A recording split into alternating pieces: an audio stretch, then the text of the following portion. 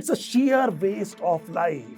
ऐसा नहीं है कि एक एग्जाम आपकी जिंदगी की वर्थ डिसाइड करता है. After all it is just an exam. अच्छे से पहचान लीजिए कि आपकी एक्चुअली प्रॉब्लम क्या है. मेरे पास पेरेंट्स आते हैं, सर हम अपने बच्चों पर क्या नहीं डालते, प्रेशर नहीं डालते, और साथ में कह देते हैं सर हमारे पास तो जो कुछ था बेच करके इसे पढ़ा रहे हैं. बहुत लोग मेरे से पूछते हैं सर बायोलॉजी में 360 में से 360 कैसे स्कोर करें. बिल्कुल सिंपल रखिए, ये प्रॉब्लम फिजिक्स में बच्चों की आती है. एक बार एक पेशेंट एक डॉक्टर के पास गया, उसने कहा सर जहां भी शरीर में हाथ लगा रहा हूं बहुत दर्द हो रहा है, सारे शरीर में दर्द हो रहा है. तो डॉक्टर ने उससे कहा कि बताइए, हाथ लगा के बताइए कहां कहां दर्द हो रहा है. तो उसने ऐसे सिर में टच किया अपनी उंगली से, यहां दर्द हो रहा है, छाती में दर्द हो रहा है, पेट में दर्द हो रहा है, हाथ में दर्द हो रहा है, पैर में दर्द हो रहा है. डॉक्टर साहब बहुत सारे एक्सरे करा लिए, अल्ट्रासाउंड करा लिया, सीटी स्कैन करा दिया, पर दर्द जा नहीं रहा है. डॉक्टर समझदार था, उसने कहा यार जरा उंगली दिखा अपनी. तो पता चला कि वो दर्द उंगली में था एक्चुअली. तो वो जहां भी उंगली से टच कर रहे थे तो वो दर्द कहां महसूस हो रहा था, वो ये इन्फरेंस निकाल रहा था कि ये दर्द कहां पर है, शरीर में है. आप नीट एंट्रेंस एग्जाम की तैयारी कर रहे हैं, सफलता नहीं मिल रही है, आप इंस्टीट्यूट्स में पढ़ रहे हैं, कहीं अटक रहे हैं. क्या आपने ठीक से डायग्नोज किया असली वजह क्या है? क्योंकि मेडिसिन में ये बात तय है कि अगर आपने एक बार डायग्नोज ठीक कर दिया तो ट्रीटमेंट हो जाएगा. फीवर जब कोई पेशेंट कहता है तो फीवर बीमारी नहीं है, किसी का लक्षण है. 500 बीमारियों में फीवर हो सकता है. यह ढूंढ के निकालना कि फीवर वजह क्या है. जहां एक बार यह पता चल गया कि ट्यूबरकुलोसिस है तो एंटी ट्यूबरकुलर ट्रीटमेंट दिया जा सकता है. आज इसी बारे में हम बात करेंगे, कुछ अनकन्वेंशनल बात करेंगे कि क्यों बहुत अच्छे बच्चे कई बार नीट में सफल नहीं हो पाते. मेरा नाम डॉक्टर एनके शर्मा है. मैं 1988 में मैंने एडमिशन लिया एमबीबीएस में एलएलआरएम मेडिकल कॉलेज मेरठ में. 1988 में मैंने जोर इसलिए डाला है, ये पहला साल था जब एआईपीएमटी एग्जाम हुआ, तो उस हिसाब से मैं पूर्वज हुआ, इतना ज्यादा सीनियर हो गया कि मैं पहले पहले उसका बैच का हूं. तो वहां से मैंने क्या देखा है, इस एग्जाम को इवॉल्व होते हुए देखा है. इस एग्जाम में हमने इवॉल्व होते हुए क्या देखा, पहले प्रीलिम्स और मेंस होता था, ये पेपर सब्जेक्टिव होता था, उसके बाद दोनों पेपर ऑब्जेक्टिव हुए, उसके बाद नीट एंट्रेंस एग्जाम इंट्रोड्यूस हुआ, उसके बाद नीट हट गया, दोबारा से एआईपीएमटी आया, फिर नीट इंट्रोड्यूस हुआ, कोविड आया, there was a rise of online platform. COVID को हमने जीता, पूरे विश्व ने मिलकर के कोविड के ऊपर विजय प्राप्त की. और उसके बाद में कुछ चेंज आ रहे हैं. एनटीए आया, एनटीए ने अपना जो है एक अलग तरह से नीट एंट्रेंस एग्जाम लेना शुरू किया. ये सारी की सारी चीजें मैंने देखी. मैंने इस बीच में डॉक्टर से टीचर कैसे बना. तो मेरी वाइफ कई बार मजाक में कहती है कि मेरी शादी डॉक्टर से हुई थी, ये बाद में टीचर निकला, ये मेरे साथ धोखा हो गया. हुआ क्या ये कि हमारे टाइम पर ये कैरियर चॉइस नहीं थी. एक एल्गोरिदम बना हुआ था, अगर आप अच्छे हैं तो आपको साइंस लेनी पड़ेगी, साइंस में भी अगर आपकी मैथ्स अच्छी है तो आप आईआईटी चले जाइए, बायोलॉजी अच्छी है तो आप मेडिकल चले जाइए. मेडिकल में जाने की पीछे वजह ये थी. मुझे किसी ने फोर्स नहीं किया, मुझे किसी ने कुछ नहीं कहा, कोई अवेयरनेस नहीं थी ना स्कूल में, लेकिन एक इस एल्गोरिदम से मैं कहां पहुंचा, मेडिकल में पहुंचा. थर्ड फोर्थ ईयर में आते आते मुझे लगा कि ये मेरी कॉलिंग नहीं है. मुझे बहुत ज्यादा, जिसे हम कहते हैं ना, हम जिंदगी में चाहते क्या है, हम चाहते हैं कि हम हमेशा खुश रहें. अल्टीमेटली हमारा एम क्या है, वो खुशी है. सो जॉन लेनन से किसी ने ये कहा, उनके टीचर ने एक नोट लिख के भेजा कि what you want to become when you become adult. आप अपनी जिंदगी में क्या बनना चाहते हैं जब आप बड़े हो जाएंगे. तो उन्होंने नीचे लिख के भेजा हैप्पी. तो उधर टीचर ने लिख के भेजा कि शायद आप क्वेश्चन समझे नहीं, मैं कुछ और पूछ रहा हूं. जॉन लेनन ने वापस लिख के भेजा कि आप शायद जिंदगी नहीं समझे. अल्टीमेटली मकसद क्या है, खुश रहने का मकसद है. मैं सिविल सर्विसेज की तरफ गया, अभी मेरी बात हो रही थी, मैंने भी सिविल सर्विसेज का एग्जाम दिया, कुछ बच्चे थे मेरे साथ, मैंने प्रीलिम्स दिया, मेंस दिया, इंटरव्यू दिया, उसके बाद दोबारा कभी प्रीलिम्स नहीं हुआ. ये वो तरीका था जिससे मैं मेडिकल से हटा. इसके बाद एक सेरेंडिपिटी आई. क्या हुआ, मेरा एक दोस्त था, उसका एक कोचिंग इंस्टीट्यूट था, मैं वहां जाकर के बैठा. उसने कहा कि मेरे यहां बच्चे आए हुए हैं क्रैश कोर्स के, टीचर नहीं आया है, मैं नहीं चाहता कि इनका टाइम वेस्ट हो, तू पढ़ा देगा क्या थोड़ी सी जेनेटिक्स. मैंने वहां जेनेटिक्स पढ़ाई. उन बच्चों का एक इंस्टेंटेनियस फीडबैक आया, वो बाहर निकल के आए, सर आपकी अगली क्लास कब होगी. बिलीव करना बेटे, वो सारे एंडोर्फिन, डोपामिन, सेरोटोनिन, ये जो हैप्पीनेस हार्मोन्स हैं, ये एक साथ रिलीज हुए. बड़ी खुशी हुई. हम बड़े खुश होते हैं जब कोई हमारी तारीफ करता है. अब हमारी नेचर है ह्यूमन बींग्स की कि हम प्रशंसा से चलते हैं. मुझे लगा यार ये किया जा सकता है. मैंने पूरा क्रैश कोर्स पढ़ाया. कुछ बच्चे सेलेक्ट हुए, उन्होंने कहा सर आपका बहुत बड़ा योगदान था. यहां से मुझे मेरी कॉलिंग पता चली, मुझे पता चला ये है वो मेरा सफर टीचर से जो डॉक्टर से मैं किस में आया, टीचिंग में आया और यहां से मेरा पैशन डेवलप हुआ। 2002 से अब मैं पढ़ा रहा हूं, 20-22 साल हो गए, मैंने हजारों बच्चों को पढ़ाया, हजारों बच्चों के साथ में एक जर्नी करी। एक और चीज मैंने डैनियल कोलमैन की किताब पढ़ी, उन्होंने ये लिखा कि इमोशनल कोशेंट आईक्यू से भी ज्यादा इंपॉर्टेंट है। अब ये इमोशनल कोशेंट क्या चीज है? मैंने ये देखा कि एक ही कॉलेज से निकलने वाले सारे लोग एक जैसे सक्सेसफुल नहीं होते, एक ही टीचर के पढ़ाए हुए सारे लोग एक ही रैंक पर सेलेक्ट नहीं होते। ये डिफरेंशियल क्या है? अब मेरे सामने तो एक बहुत बड़ा डेटाबेस था, इतने सालों में मैंने एक तरह की कोहोर्ट स्टडी करी। मैंने कहा चलिए इन बच्चों को हम फॉलो करते हैं। जिस ग्रुप में मैं था मेडिकल कॉलेज में, उसमें 150 बच्चे थे, 3-4 सीनियर 3-4 जूनियर ग्रुप में, मैं सबको जानता था। मैंने देखा क्या कॉमन फीचर है, ये ईक्यू है क्या? बिना पढ़ाई के तो होगा ही नहीं, ये बात तय है, लेकिन हर एक पढ़ने वाला बच्चा सेलेक्ट क्यों नहीं होता? कहीं ये उंगली का दर्द तो नहीं है? तो मुझे पता चला कि ये लोग जो बहुत अच्छा करते हैं लाइफ में, आगे भी बहुत सक्सेसफुल होते हैं, मेरे बैच में से भी जो लोग सबसे सक्सेसफुल डॉक्टर्स बने हैं, उनके अंदर एक बहुत जबरदस्त इमोशनल कोशेंट थी। वो सेल्फ अवेयर थे, उनके मोटिवेटर्स क्या हैं, उनके डीमोटिवेटर्स क्या हैं, उनको बहुत अच्छी तरह से पता था। फ्लेक्सिबिलिटी थी उनके अंदर एक ऑप्टिमिज्म था, पॉजिटिव एटीट्यूड था, एक risk taking, calculated risk taking attitude था, एक एम्पैथी थी और एक ग्रेटिट्यूड, इसका सेंस था। And they were down to earth, very very humble people. लोग चाहते थे वो सक्सेसफुल हो, अगर कभी वो थोड़ा परेशान भी होते थे तो बाकी लोग उनकी मदद कर देते थे कि नहीं ये बहुत अच्छा आदमी है। जिंदगी में लोग उनको ऊपर चढ़ा देते थे, नहीं तो ज्यादातर टाइम पर लोग नीचे खींचते हैं लोगों को। तब मैंने ये देखा कि वाकई में कुछ ऐसी बात है, चलिए इसको स्टडी किया जाए। एक मेरा स्टूडेंट था जिसके बारे में हमें ये लगता था कि ये एम्स दिल्ली में सेलेक्ट होगा। जब वो एग्जाम देने गया, बिलीव करिए मैंने उस जैसा स्टूडेंट आज तक नहीं पढ़ाया है। जब वो एग्जाम में गया तो उसके ऊपर प्रेशर था परफॉर्मेंस का, 2-3 क्वेश्चन में वो अटका, उसको ये लगा कि मेरी रैंक नहीं आ रही है, मैं एम्स दिल्ली में नहीं होऊंगा। उसने मेरे को आकर के ये बताया, सर मुझे एग्जाम में आपका ध्यान आया, मुझे लगा मैं आपको लेट डाउन कर रहा हूं, मुझे अपने पेरेंट्स का ध्यान आया और अचानक उसका पेपर खराब हो गया, बड़ी मुश्किल से सेलेक्ट हुआ। फॉर्चुनेटली उस टाइम पर एम्स एग्जाम सेपरेट होता था, हालांकि वो एम्स को देने की मनोस्थिति में नहीं था, लेकिन मैंने काफी बात करी उससे, उसके बाद उसने एम्स दिया, एम्स दिल्ली छोड़ करके एम्स जोधपुर से उसने फिर एमबीबीएस किया। सो मेरा मतलब ये है कि इस तरह की चीजें बहुत इंपॉर्टेंट है।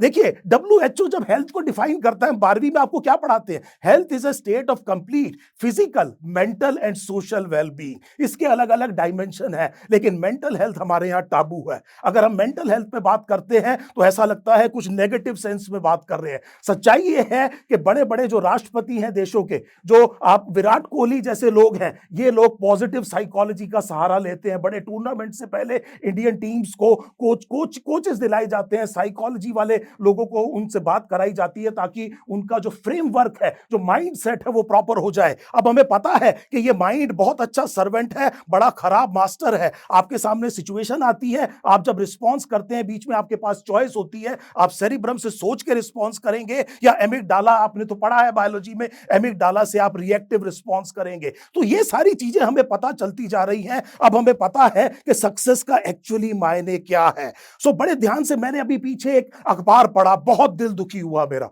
बहुत दिल दुखी हुआ। मैंने एक अखबार पढ़ा एनसीआरबी का, उसमें डेटा था 35 से ज्यादा लोग, 2021 का डाटा है, 35 से ज्यादा ये जो एडोलेसेंट स्टूडेंट्स हैं रोज सुसाइड कर रहे हैं। देखिए भारत जो है वर्ल्ड लीडर बनने वाला है, किसके बेस पे? हमारा वो कौन सा इंफ्रास्ट्रक्चर है? हम ना केवल सबसे पॉपुलस कंट्री, हम यंग कंट्री भी है, यही हमारा इंफ्रास्ट्रक्चर है। और इस तरह का लॉस किसी कीमत पर नहीं हो सकता। It is an absolute no, किसी भी कीमत पर इस तरह की जान की हानि जो है वो देश का नुकसान है, ये हमारा भविष्य है, ये नहीं होना चाहिए। ये मेरी आपकी जो पेरेंट्स हैं, जो एग्जामिनिंग बॉडी है, उन सब का ये कर्तव्य है कि इन बच्चों का हम खूब ध्यान रखें। इनमें कोई क्रोनिक डिजीज नहीं है, इनका जो मेंटल इशू है, जो मेंटल हेल्थ है, उसको भी प्रॉपर ध्यान दिया जाए। इन बच्चों ने हारना नहीं सीखा है, हारना जिंदगी में सीखना बहुत जरूरी है। इसीलिए मैं हर बच्चे से कहता हूं स्पोर्ट्स में जाइए, स्पोर्ट्स आपको हारना सिखाता है।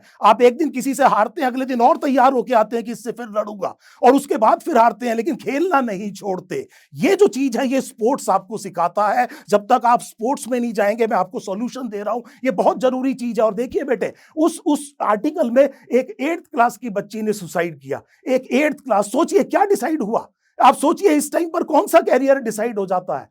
एक और बच्चे ने किया, 2-3 बार एग्जाम में नहीं हुआ, उसने करा। और सबसे ज्यादा दुखी मुझे एक और एग्जाम्पल पे हुआ, एक बच्ची जिसने आईआईटी क्लियर किया और ये लिख करके सुसाइड किया कि मैं आईआईटी जाना नहीं चाहती थी, ये मेरा कॉलिंग नहीं है। Just understand, it's a sheer waste of life. ऐसा नहीं है कि एक एग्जाम आपकी जिंदगी की वर्थ डिसाइड करता है। After all it is just an exam. इसको करेक्ट पर्सपेक्टिव में छोड़िए, फ्यूचर की एंजाइटी, पास्ट का रिग्रेट छोड़िए, कंपार्टमेंटलाइज कीजिए। आज अपना बेस्ट एफर्ट दीजिए, अपना इंपैक्टफुल काम कीजिए, कल रिजल्ट आएगा ही आएगा। हम हवन करते हैं तो आहुति देते हैं और उसमें बोलते हैं स्वाहा, ये बोलते हैं ये मैं अर्पित कर रहा हूं। और जब मैं ये बताता हूं कि मैं अपनी तरफ से क्या दे रहा हूं, तब भगवान से मांगता हूं कि मुझे ये दे दीजिए। इस तरह की मेंटालिटी डेवलप होनी चाहिए। मैं बहुत ऐसे लोगों को जानता हूं जिनका मेडिकल में सिलेक्शन नहीं हुआ। मैंने एक बैच पढ़ाया, उसमें 5 लोग थे, 4 सेलेक्ट हो गए, एक सेलेक्ट नहीं हुआ। उसने बीएससी एग्रीकल्चर किया, यूनाइटेड नेशंस के लिए काम कर रहा है, प्रोबेबली सबसे ज्यादा सेटल्ड है। एक और लड़का, उसका सिलेक्शन नहीं हुआ, ऑस्ट्रेलिया गया, he is a very renowned chef. एक ने मर्चेंट नेवी ज्वाइन करी, एक ने मर्चेंट नेवी ज्वाइन करी। एक और हरियाणा में मैंने बच्चा पढ़ाया, उसने कहा सर मैं मेडिकल नहीं करना चाहता, मुझे कंप्यूटर बहुत पसंद है। मैं उसके घर वालों से बात करी, उसके घर वालों ने मेरे से लड़ाई करी, लेकिन फॉर्चुनेटली वो मेरी बात से कन्विंस हुए। आज वो अफ्रीका में कुछ क्वींस, किंग्स और राष्ट्रीय अध्यक्षों के प्रोफाइल को मैनेज करता है। एक और मेरे साथ एक और बहुत बड़ा एग्जाम्पल है, वो फॉर्चून जो ये होती है 30 अंडर 30, 40 अंडर 40, इसमें 3-3.5 साल में उसने एक कंपनी शुरू करी, 220 करोड़ में बेच दी। वो लड़का भी जो है एमबीबीएस करने के बाद में उसे पता चला कि एंटरप्रेन्योरशिप जो है मेरी कॉलिंग है। तो ऐसा नहीं है ये एक एग्जाम ही है, कुंभ का मेला नहीं है जो 12 साल में एक बार आएगा। अगर आपका पैशन है तो अगर एक बार नहीं हुआ तो गलती से अगर आपने सीख लिया तो वो आपकी गलती नहीं है, दोबारा उठिए, लेकिन डायग्नोस ठीक करिए। दर्द है कहां? अगर देखिए, आइंस्टाइन साहब ने एक बहुत बढ़िया बात ये कही कि there is no limit to human stupidity. वो वही काम बार बार करता है और सोचता है कि रिजल्ट दूसरा आ जाएगा, ऐसा नहीं होगा।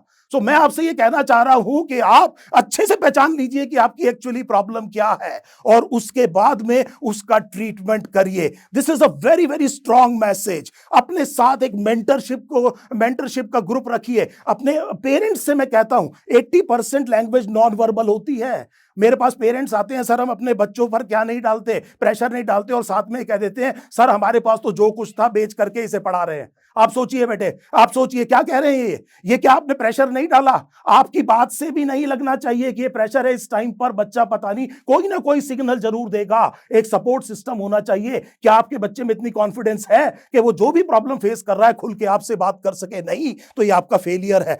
तो जैसे कम्युनिकेशन चैनल्स खुले रहेंगे, इस तरह के साइंस को बड़ी जल्दी पकड़ा जा सकता है। अब मैं अपने स्पेसिफिक सब्जेक्ट पे आता हूं। मैं बायोलॉजी का टीचर हूं। मैंने नीट प्रेप के ऊपर बहुत बढ़िया पढ़ाया। मैंने एक बहुत इनोवेटिव प्रोडक्ट निकाला, मास्टर क्लास इन बायोलॉजी कहते हैं। उसमें बहुत सारे क्वेश्चंस, ऑडियो सॉल्यूशन, बहुत लोगों ने सराहा। मैं ये कहना चाह रहा हूं कि बायोलॉजी डुएबल है। बहुत लोग मेरे से पूछते हैं सर बायोलॉजी में 360 में से 360 कैसे स्कोर करें? बिल्कुल सिंपल रखिए, चीजों को सिंपल कर दीजिए।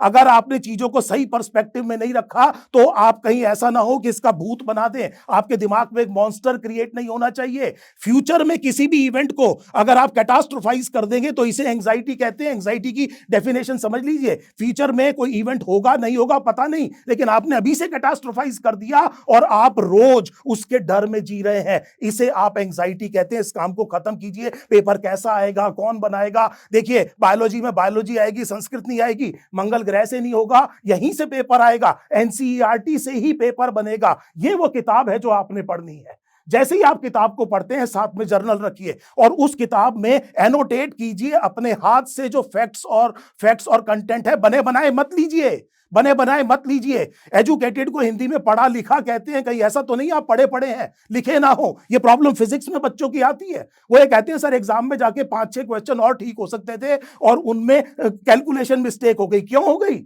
अगर मैं गड्डी गिनता हूं, एक नई पैसे की गड्डी गिनता हूं, तो एक बार 99 नोट आते हैं, एक बार 101। लेकिन कोई बिना पढ़ा लिखा हुआ भी जो बिजनेसमैन है, जो रोज इस काम को करता है, वो हो सकता है तोल के ही बता दे कि इसमें नोट कितने हैं। This is the more you sweat in practice the less you bleed in war. Sanju एक बहुत इंपॉर्टेंट वॉर के ऊपर उन्होंने किताब लिखी है। उन्होंने कहा जितना आप प्रैक्टिस करेंगे उतना आपका खून कम बहेगा। This is a very very important thing. आपने एनसीईआरटी पढ़ी, अपने हाथ से एनोटेट किया, मोटर मेमोरी बनेगी। दिमाग अगर रुक गया एग्जाम में तो हाथ नहीं रुकेगा, कैलकुलेशन होता चला जाएगा। आप सोच के ब्रेक नहीं लगाते हैं, आप ब्रश नहीं करते हैं सोच करके कि राइट साइड किया कि लेफ्ट किया। अगर आपका दिमाग भी काम नहीं कर रहा है तो आपके हाथ पैर चलते रहेंगे। ये बहुत जरूरी है। इसके अलावा आप डिसाइड कीजिए किसी एक सोर्स को जिसे आप फॉलो करेंगे, चाहे वो ऑनलाइन है चाहे ऑफलाइन है। मल्टीपल नहीं, लोगों को कबाड़ी बनने की आदत है, यहां से भी इकट्ठा कर, वहां से भी इकट्ठा कर, वहां से भी इकट्ठा कर। मानिए इस बात को समझिएगा, एंग्जाइटी का ये एक निशानी है, एंग्जाइटी की निशानी है। होर्डर हो जाते हैं लोग। अरे उसका करेंगे क्या? आपका आपका सारी जो भी प्रोक्रेस्टिनेशन है, आपको एग्जाम देने में डर लगता है, आपको मन करता है जैसे ही एग्जाम आता है आपको ये लगता है कि कल हो जाए, हे भगवान परसों हो जाए, इसमें ये सिलेबस ना आए, मेरा सिलेबस खत्म नहीं हो रहा। नहीं होगा। कहीं ऐसा तो नहीं कि आप परफेक्शनिज्म ट्रैप में पड़े हुए हैं, आप एक्शन को छोड़ के प्रोक्रेस्टिनेट करे जा रहे हैं सारी चीजों को। इन सब से बाहर निकलने के लिए मेंटल एटीट्यूड चाहिए। हर चीज का एंटीडोट एक्शन है। छलांग लगा दीजिए, रास्ते में पंख उड़ जाएंगे। तो मैंने जैसे कहा कि आप एनसीईआरटी लिखिए, एनसीईआरटी का पढ़िए, उसको एनोटेट कीजिए, टाइम लगा के पढ़िए। एक चीज आपने देखी ऑनलाइन ऑफलाइन, उसके बाद में क्वेश्चन बैंक से क्वेश्चन प्रैक्टिस करिए। एग्जाम में क्वेश्चन आता है, आप एक टेस्ट सीरीज ज्वाइन कीजिए। जो भी टेस्ट सीरीज ज्वाइन करें अच्छे से, to the best of your capability. Test का मतलब ही ये है, इसीलिए आप प्रैक्टिस कर रहे हैं। टेस्ट सीरीज बहुत जरूरी है। अगर आप टेस्ट से बच के भाग रहे हैं तो ये एस्केपिज्म नहीं है, it is a recipe for disaster. जितने आप टेस्ट दे सकते हैं उस टेस्ट को दीजिए, जरूरी हो जाएगा। आखिर में मैं आपसे कहूंगा, रिस्पॉन्सिबिलिटी लीजिए। आपका पैशन है, आपने कैरियर चूज किया है, आपका धर्म है कि आप जो है अपना मैक्सिमम एफर्ट दें। भूल जाइए सिलेक्शन होगा कि नहीं होगा, लेकिन आपका बेस्ट एफर्ट देना यहां पर बहुत ज्यादा जरूरी है। अपने आप से पूछिए, if not me then who? अगर मैं अपने लिए नहीं करूंगा तो कौन करेगा? If not now then when? अगर अब नहीं करूंगा तो कौन करूं, कब करूंगा? और बड़े ध्यान से समझिए, रोज बोलिए आई कैन, आई विल। ये मैं कर भी सकता हूं और इसको कर भी दूंगा। भूल जाइए रिजल्ट को, बिल्कुल रिजल्ट से अपने आप को डिटैच कीजिए। मौका मिला तो फिर बात होगी। Thank you so much. बहुत बहुत शुभकामनाएं आपके सुनहरे भविष्य के लिए। मेरा नाम डॉक्टर एन के शर्मा है। Thank you for your time. Thank you so much.